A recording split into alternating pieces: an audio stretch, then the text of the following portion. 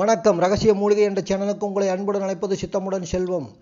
ஒரு சில வீடுகளில் அல்லது கடை வியாபார ஸ்தலங்கள் ஏற்படுகின்ற வாசு தோஷத்தால் செல்வ வளம் குன்றும், லட்சுமி கடாட்சம் நாளுக்கு நாள் குறைந்து கொண்டே வரும்.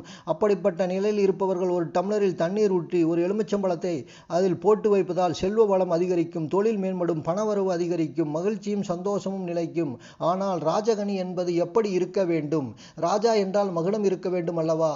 அதே போலத்தான் எலுமிச்சம்பழத்திலும் ஒரு மகுடம், ஒரு கிரீடம் இருக்கும். அதாவது ஒரு எலுமிச்சம்பழத்தில் ஒரு கோடு மாதிரி ஒரு மேடான பகுதி இருக்கும். அதை நான் உங்களுக்கு காட்டப் போகிறேன். அந்த மாதிரி இருக்கின்ற எலுமிச்சங்கனியை நீங்கள் எடுத்து தண்ணீரில் போட்டு வைப்பதனால் உங்களுக்கு செல்வ வளம் அதிகரிக்கும், லட்சுமி கடாட்சம் ஏற்படும், நாளுக்கு நாள் தொழில் மேம்படும். அந்த மாதிரி இருக்கின்ற எலுமிச்சம்பழத்தை நான் இப்பொழுது காட்டப் போகிறேன். அதில் ஒரு மேடான ஒரு பகுதி, ஒரு கோடு இருக்கும். அதுதான் அதோ இப்பொழுது பார்க்கிறீர்களே, இதுதான்.